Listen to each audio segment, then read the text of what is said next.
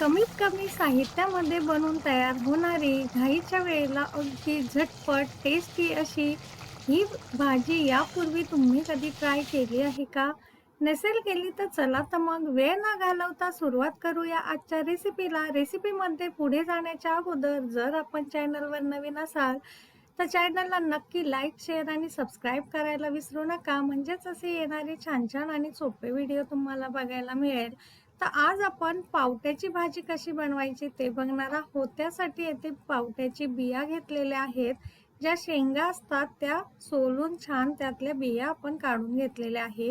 आता या 1 ते 2 पाण्याने स्वच्छ धुवून घ्यायच्या आहे आणि या साईडला ठेवून द्यायच्या आहे. अशा चोळून चोळून व्यवस्थित अशा धुवायच्या आहे.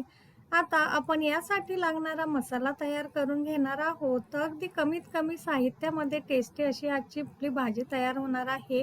खोबरं, लसूण, आलं, हिरवी मिरची आणि कोथिंबीर आज आपल्याला लागणार आहे. तर खोबरं आपण 4 चमचे घेतलेले आहे, हिरव्या मिरच्या 3 ते 4, मूठभर कोथिंबीर, 10 ते 12 लसणाच्या पाकळ्या, 1 इंच आलं आपण यामध्ये टाकून घेतलेलं आहे. आता सर्व साहित्य थोडं थोडं करून मिक्सरच्या भांड्यामध्ये आपण टाकून घेऊया. त्यामध्ये 1 चमचा जिरा, थोडीशी पाव चमचा हळद, 1 चमचा धना पावडर सुद्धा आपण टाकून घेतलेले आहे. थोडंसं चवीपुरतं मीठ टाकून घेऊया.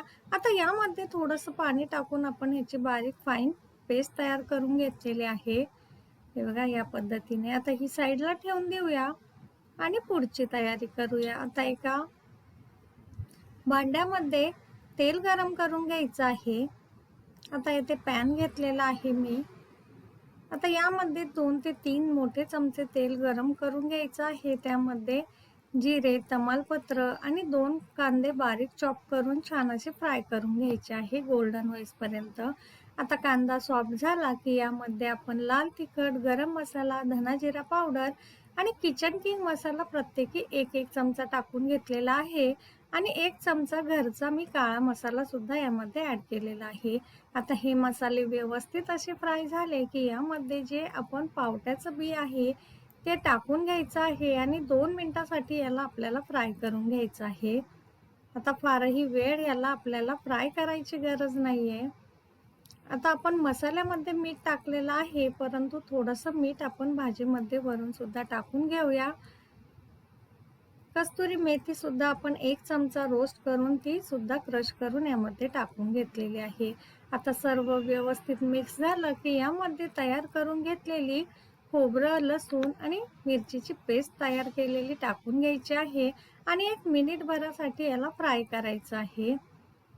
तेल सुटायला सुरुवात झालेली आहे, म्हणजेच आपले मसाले व्यवस्थित सर्व फ्राय झालेले आहे. आता यामध्ये आपण आपल्या आवश्यकतेनुसार गरम पाणी टाकून घ्यायचं आहे. आता इथे मी 3 ते 4 व्यक्तींसाठी 1 ग्लास गरम पाणी टाकून घेतलेलं आहे. आता 2 ते 3 मिनिटासाठी यावर झाकण ठेवून आपल्याला हे शिजवून घ्यायचं आहे. आता 3 मिनिटानंतर आपण बघू शकता छान अशी आपली दाटसर भाजी बनून तयार झालेली आहे.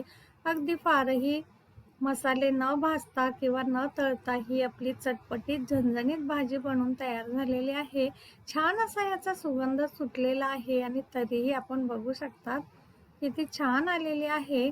तर नक्की ट्राय करा ही रेसिपी. आवडली असेल तर चॅनलला लाईक, शेअर आणि सबस्क्राईब करायला विसरू नका व पुढची कुठली रेसिपी तुम्हाला बघायला आवडेल हे सुद्धा कमेंट करून सांगायला विसरू नका.